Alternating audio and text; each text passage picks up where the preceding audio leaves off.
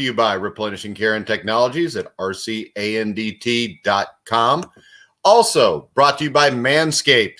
Make sure you check out Manscaped. Sam should be getting his box soon. As you can see, I got mine today. I'm ready to go. We got the Manscaped. You get the back of the shirt. Can you read that, Sam? Yeah, I can read it, Ain. I got you on the small screen, though. That says your balls will thank you. So we'll find out if our balls thank us or not. I'm going to try it out later today, and I'll report back tomorrow, Sam. I know you can't wait. So I don't know. It seems kind of scary to shave anything down there with that razor, but we're going to see. But the great thing about Manscaped is you go on to manscaped.com, use the promo code TGT20, which will give you 20% off of your first purchase for Manscaped. So make sure you check that out. Also, I want to remind you guys that we've been demonetized by YouTube because they're assholes. But we need to fund the network somehow, so you can go over and check out Rockfin, or not Rockfin, but Rockfin also. But you can check out the GoFundMe on the Grilling Truth Sports Network. Make sure you check that out to help us out a little bit there. Sam, we've got your NFL power rankings today, so make sure they don't suck. And we're going to go. They are what they are at this point. Well, we'll see if they suck or not. Let's check them out now and see if they suck. So we are going to start out number one. We have a change at the top. We have the Tennessee Titans at number one. Is it showing up on the screen, Sam? Yep, it's showing up right now. Titans at number one, Chiefs at number two, Seahawks at number three. Chiefs have one loss, still got them ahead of the Seahawks. I think Seattle's defense is the question there. With Kansas City, the running game, I don't know if you can move them to number two or not, but the Tennessee Titans are at number one right now. And with Derrick Henry and Ryan Tannehill, they may have the best offense in the NFL at this moment. And the defense is just good enough with that offense that you've got them at number one. Yeah, I looked at some of the defensive numbers for the Titans. They're really not that impressive. They're kind of in the middle of the pack in a lot of categories. But right now, that's all they need to be. I mean, they're better than Buffalo. And we talked about the Bills, how their defense has struggled this year so far. And they have the playmakers that they can create turnovers at any given point in the game. So to me, Tennessee is just enough defensively to complement Ryan Tannehill and Derrick Henry, who have been two top five, if not top three players at their position so far this year. All right, then we got Kansas City. We know what they are. They're one of the top teams in the NFL. And the thing that's scary with them now, if they continue to run the ball the way they did in their last game, this team is going to be really hard to beat. And really, right now, when you look at them offensively, they kind of look like the Titans. They've got a running back that's tearing it up. They've got a quarterback that tears it up. So really, Tennessee and Kansas City look a lot alike to me. Yeah, remember when they had Kareem Hunt there a couple of years ago, how they were running the ball a little bit more and how that offense was kind of well-rounded? I feel like they're getting back to that area where now it's more than just Patrick Mahomes throwing the ball for 500 yards a game. It's them actually having a complete offense. If you're any other team in the AFC, that's got to be a scary thought. Yeah, and I think the thing that's really impressive here is I think last year when we looked at this, it was like Kansas City, maybe Baltimore. But when you looked at the top 10 teams, it seemed like last year the majority of them were NFC teams. That's not the case anymore. In your top four here, you've got three AFC teams. And for the first time since 1978, the Pittsburgh Steelers are undefeated at 5-0.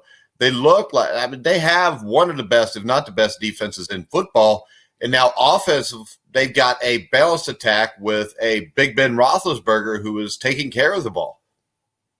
Yeah, that's something you haven't seen in quite a while. Big Ben's always been kind of a gunslinger, a little bit of a risk taker, sometimes holds the ball for a little bit too long. But he's come out this year, and I guess their new offensive game plan or wherever he's decided to implement the late stages of his career.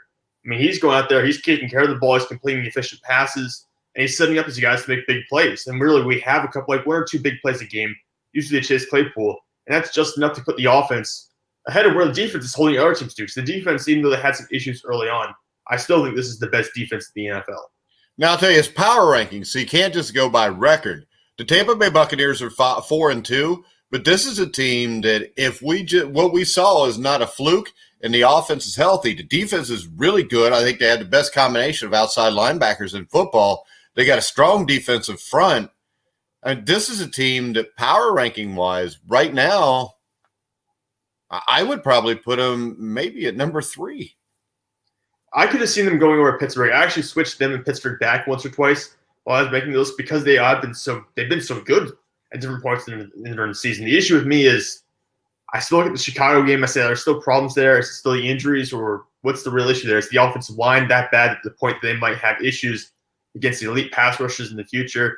So I'm kind of back and forth with them. I do think this is going to be a top 3 team eventually. I just wonder that they're still finding their rhythm a little bit. All right, we'll get to the Bears in a second. Number 6, the Green Bay Packers. Number 7, the Baltimore Ravens. 8, the Buffalo Bills. When I look at this, the questions with the Bills have to be Josh Allen's shoulder, if that is a problem right now. That and the defense. Yeah, the defense. I mean, the defense has personnel. They should be more successful than they are right now. Last year, if you took the Bills' defense of 2019 and combined it with the offense of 2020, you'd have a top 30 team. The issue is that the defense has not been effective whatsoever. They've been allowing 30 points per game. That's something we rarely saw last year. On the other hand, Josh Allen started off the year red hot. He was having almost an MVP caliber performance. And in this past 2 games, things have kind of fallen apart. And there are questions about is his shoulder hurt. And if it is, that would explain a lot what we've seen from the past 2 games. All right, number 6, you get the Green Bay Packers, who suffered a humiliating loss to the Buccaneers. The one thing I would say about this, it's a road game against Tom Brady. I'm not going to read too much into this right now, but this team did look eerily similar to the team last year that went 13-3, and when they played really good teams, had a lot of problems. Yeah, that's why I'm a little bit worried. I still am at 6 because I don't want to put too much emphasis on the one loss when they've had a couple of good wins. And as always, I put a lot of faith in Aaron Rodgers. My main issue is do they have enough offensive weapons? We saw Devontae Adams is a little bit off. And again, that defense, I mean, you end up giving up over 30 points to Tampa Bay Buccaneers, and Tom Brady didn't even throw for over 200 yards. So I'm kind of wondering what happened if they let Tom Brady cut it loose a little bit more. Would it have been more of a blowout? So I still have questions about that defense. I bought into it early in the year, and I'm kind of backing off now. I think there are more holes here than I anticipated. All right, the Baltimore Ravens. This is a team that I don't know. I just think quarterback's an issue with this team. I'm the only person that thinks that, I think, but I don't even know if it's so much quarterback or just lack of weapons. No, I'm there with you. This doesn't feel like last year's Baltimore Ravens. Last year they felt dominant in the sense that they were going to go out there and they're just going to clobber most teams. They were going to probably win 12 or 13 games. This season, they seem much more vulnerable. I don't know. I can't put my finger on exactly what the issue is. They're still scoring, I think, over 30 points per game most of the time, but really, I mean, there are issues here. I feel like this is a much weaker team than what we've seen in the past. And, I mean, I have a bunch of AFC teams ahead of them already on this list, which tells you what I think about Baltimore. They got holes here. I don't know if they're going to be able to turn things around. Yeah, and also with the Pittsburgh Steelers there, defensively, Pittsburgh, I think, is better than Baltimore. And I would take Big Ben over Lamar in a big situation any day right now. Honestly, Pittsburgh's offense actually has probably better weapons than Baltimore's at this point. Unless the Ravens turn it around. I think the Ravens actually suffered from losing Marshall Yanda a lot in the offseason. That really affected their offensive line, which I think is having more difficulties run blocking this year than they did in the past. At this point, Pittsburgh's offense is probably better than Baltimore's. All right, this is where I have an issue. You got 9 New Orleans, 10 the Rams, 11 the Bears. Now, I know that we've questioned the Bears, but how about this? After watching the Packers and the Buccaneers, maybe the Buccaneers' offensive line was not very good against the Bears because the Bears' defense is that good. And if they are, Nick Foles is not like a top 10 quarterback in the NFL, but he's a guy with a defense that good that can get some things done. I don't know how the Bears sit below the Saints and the Rams here. See, the highest I had Chicago when I was doing drafts for this was number 8. I can't buy into him. I don't think they have a running game. I think the only offensive weapon they have is Allen Robinson. I understand the defense is very good, but look at the teams that had defense last year that didn't have any offensive game whatsoever. I mean, the Pittsburgh Steelers missed the playoffs when they had the best defense in the NFL. Yeah, but the thing is that the Pittsburgh Steelers had like, what was he named? Duck Hodges or whatever as the quarterback. I mean, that's Nick true. Foles has been on a team that won a Super Bowl. Nick Foles is better than a serviceable NFL quarterback. I don't think you can compare him to the Steelers because the other thing is this. I think the Bears defense every bit is good, but the big difference here is you have a legitimate quarterback. The Bears didn't. If the Bears would have had Nick Foles last year, or the Steelers would have had Nick Foles last year, I think you could have got to 9 or 10 wins and been in the playoffs. So would a better comparison be the Buffalo Bills from last year? Then I know Josh Allen obviously is playing much better this year, but at the time there were some issues with that offense. They weren't scoring a lot of points. So would last year's Bills be a better comparison for this year's Bears? Even if it's a better comparison, you've got them too low then, because the Bills team last year was 10-6 and made the playoffs, and without crapping away in overtime a playoff game, they would have won a playoff game. So I think I'm not a huge fan of the Bears, but I am a fan of Matt Nagy. They've got a really good defense, and they've got a serviceable quarterback. To me, when you look at the Saints, I mean, the Saints probably, if the Saints played the Bears right now, I would pick the Saints to beat them. But if the Bears played the Rams or the Bears played the Bills, I definitely pick them to beat the Rams. So I think you got to at least have them in the top 10, sitting at 5-1 with maybe the best defense in the NFL. Yeah, I think that's understandable. I still went for the known factor of the offenses because the game, the game nowadays is officiated, so the offense does better than the defense at this point. So I always lean a little bit towards the teams with better offenses because that's how the game is played. But wait, the way the game was played 4 or 5 years ago, and you had Denver and Carolina playing a Super Bowl when neither one of them had an offense that could really get out of their own way.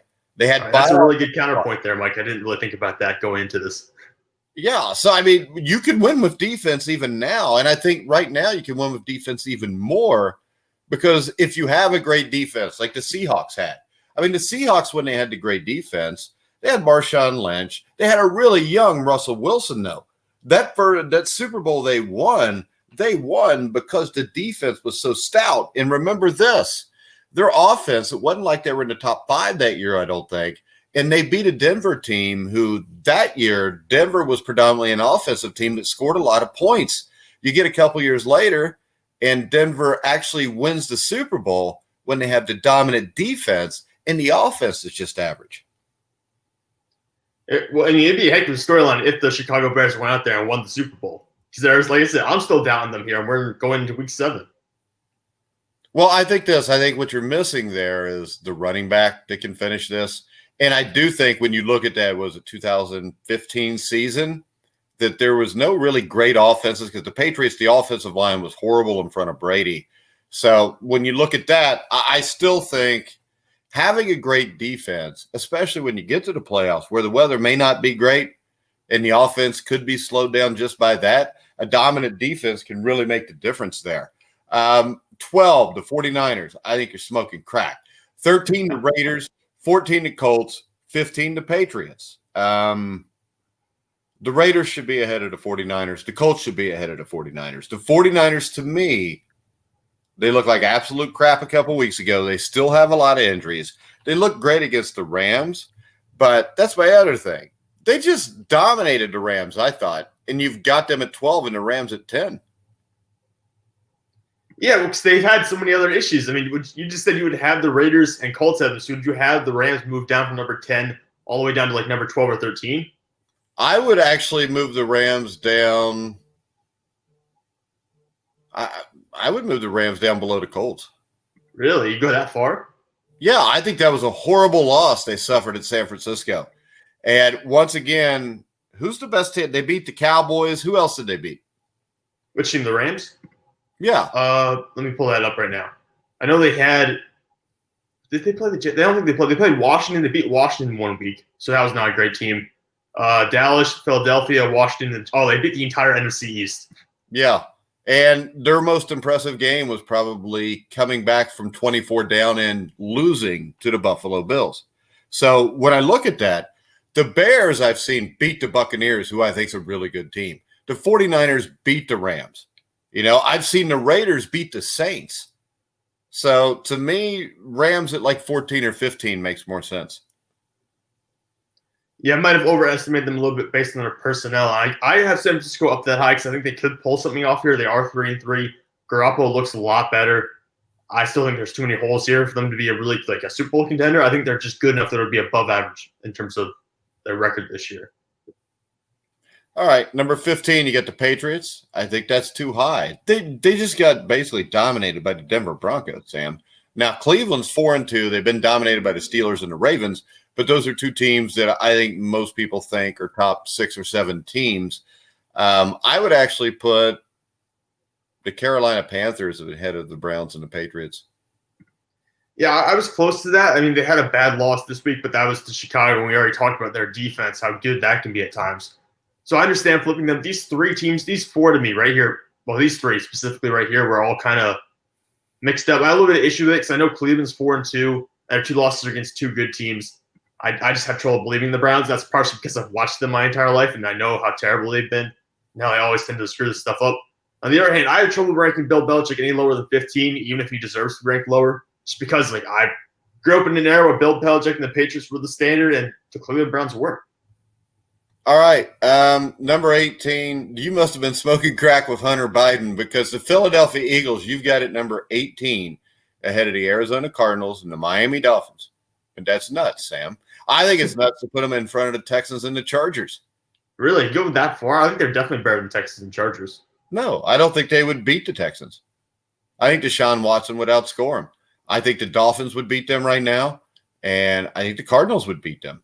You can't tell me that if the Cardinals were playing the Eagles this week that you would pick the Eagles.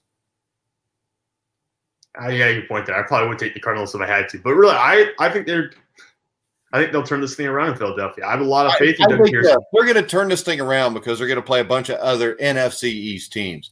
Talk to me when the Eagles beat a team that's even halfway decent, which they won't have to do in the NFC East. So I agree. They get 6 or 7 wins. They win the division because Carson Wentz is the best quarterback in the league.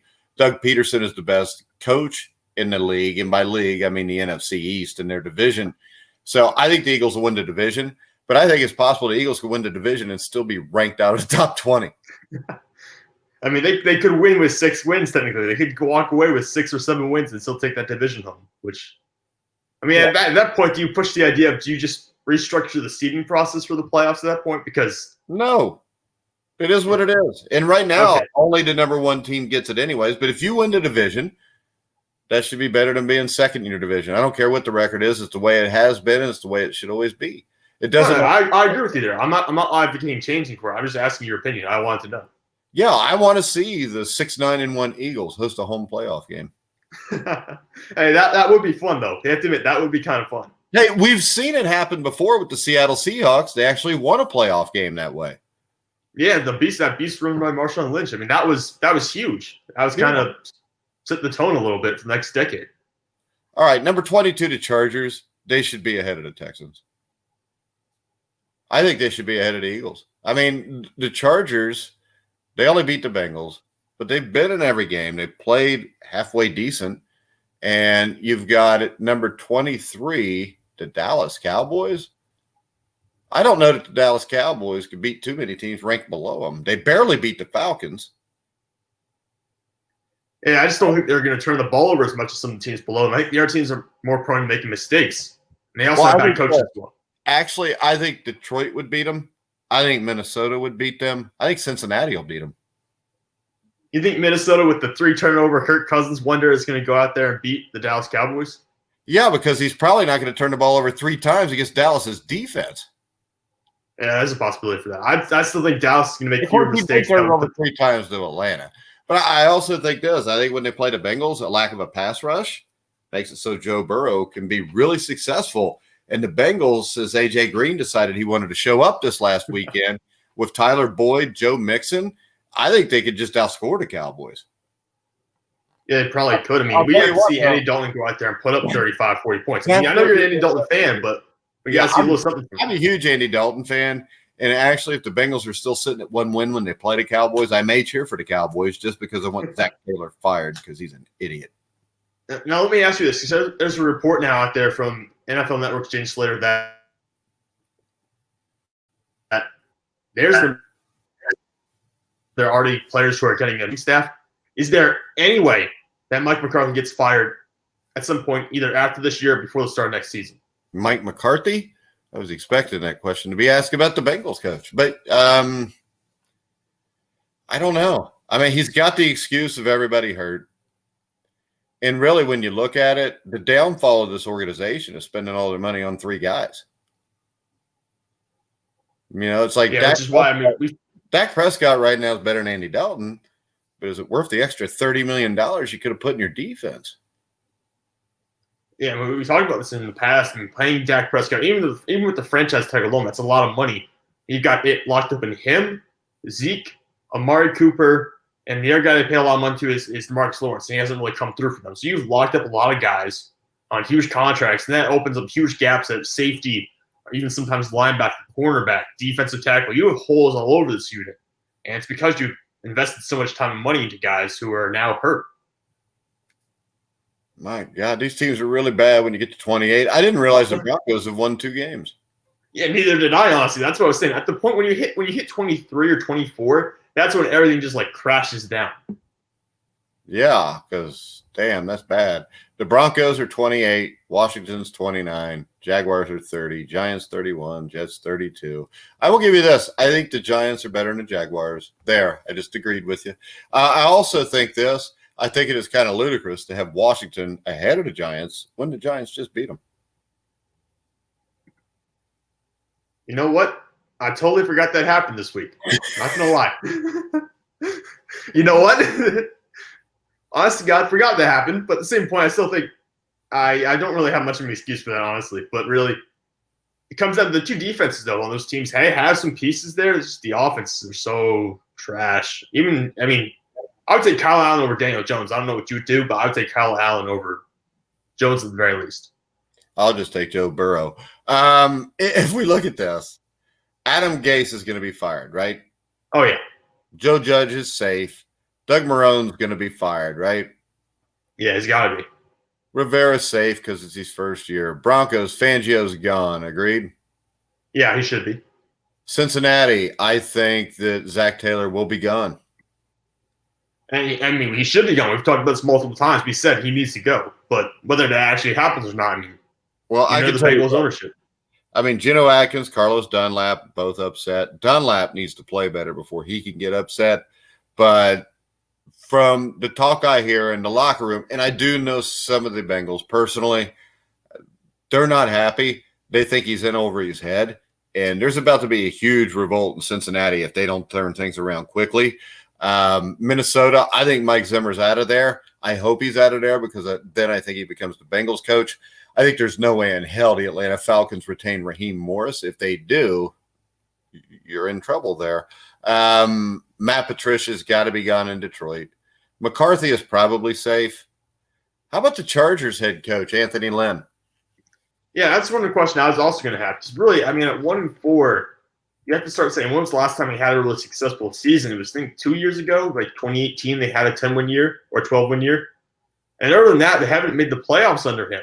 This is his 5th season. So you're going to have 1 playoff year in 4 seasons, as a head coach of the Chargers. So to me, he's on the hot seat. I might give him 1 more year because of Justin Herbert, and that's sometimes an excuse coaches use. They have a young quarterback. I would probably give him 1 more year. I don't think he's a horrible head coach. I just don't know if it's going to work out here in Los Angeles. Yeah, I think if they can get to like 6 wins with Justin Herbert looking good, I think he'll get another chance. Houston Texans, I think Romeo Crennel will be gone. Agreed? Oh, yeah, he's got to be. I think they got to go find someone new. All right. I think everybody else on this list is pretty safe. I would say the guy in most danger to me would be Frank Reich if the Colts were just to trash and go 6-10. But I think he's probably safe. Every other team here, I think they got the coach they're going to have for a while. So when you go through your rankings, I really think the first 20 teams are safe. I think after that, you got 1. I really believe by the time this year is over, if you look at who the coaches are now at these teams, I think you will have 8 guys lose their job before the rest of the season ends or by the end of this season. Because we named off 8 or 9 teams right there alone. And let me ask you, because I know you like Matt Nagy, but hypothetically, if the Chicago Bears miss the playoffs this year somehow, if they end up with 7 wins and they only won 2 more games the rest of the year, does Matt Nagy get fired? Oh, yeah, you get fired if you only win 2 games the rest of the year when you start off 5-1. and you're coming off a bad year before. So, yeah, I don't expect that to happen just because defensively they're going to be in most games. And I'll tell you this, I don't think that it is beyond comprehension that they could win this division. No, it's not. After what we saw what happened with Green Bay this past weekend, I mean, think about it. The defense of Tampa Bay, how they destroyed Green Bay, don't they have something a little bit similar in Chicago? That's what I'm thinking right now. So they have a defense that's supposedly so dominant, especially up front with Khalil Mack. If you could disrupt Aaron Rodgers the way Tampa Bay did, I mean, you could see a situation where Chicago might actually win this division. My issues, though, is we could see that happen, but do I really believe it will happen? No, I really don't. That's why I have them below 10. I believe it could happen. I don't believe if the Bears had a legit running game, I would actually pick them to win the division. But I don't think they do. I think they probably end up 10-6, 11-5, and the Packers probably end up 12-4, 13-3. But it doesn't change the fact that neither one of them are going to the Super Bowl.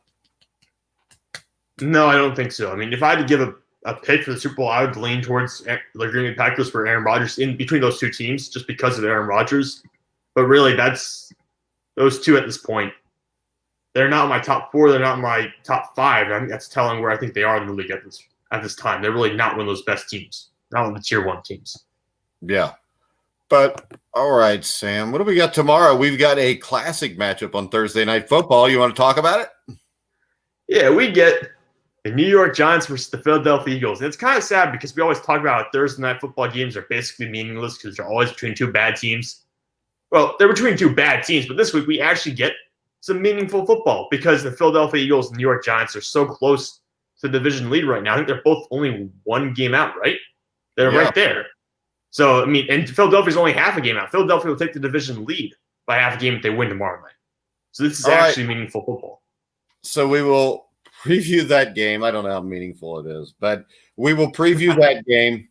We'll come up with some NFL news to talk about. Make sure you check us out on Rockfin also, where you'll get some exclusive content on Rockfin. You can sign up for a free account there.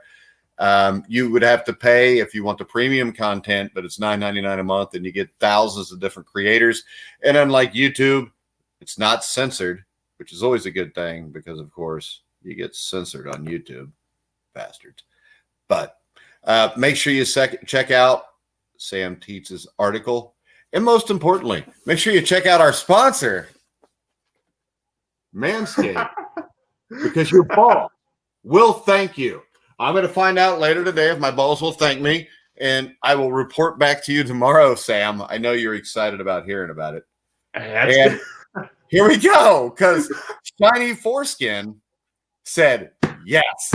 So, Shiny Foreskin, if you have any experience with Manscaped, and if that's why they call you Shiny Foreskin, let us know, because then I won't be so reticent to shave my junk. And remember, use promo code TGT20 on your first order to get some extra money off. Yep, you can get 20% off. So make sure you check that out. Make sure you go check us out on GoFundMe. You can hear all of our podcasts on iHeartRadio, iTunes, TuneIn, Spreaker, Stitcher, Spotify. You can hear us live daily on YouTube Live, Twitch, Periscope. We'll be back on Facebook Live when they decide to, don't allow us back on, which I think you can find it on my actual personal Facebook channel or page, but they won't let us share it right now because we've obviously done something bad, but nobody can tell us what it is. And I really want to thank Shiny Foreskin for listening in. And for having maybe the most badass name of anybody we've taken a comment from, Sam. It's got to be up there, right? I mean, we might have had a couple of interesting ones over the last few months, but this is probably the best. Yeah, and if Shiny Foreskin ever wants to come on and talk about Manscaped, he's more than welcome. Oh, man. But all right, so make sure you check us out on Rockfin for exclusive content. But for now, for Sam Teets, I'm Mike Goodpaster. You've been listening to The Grueling Truth, where your balls will thank you.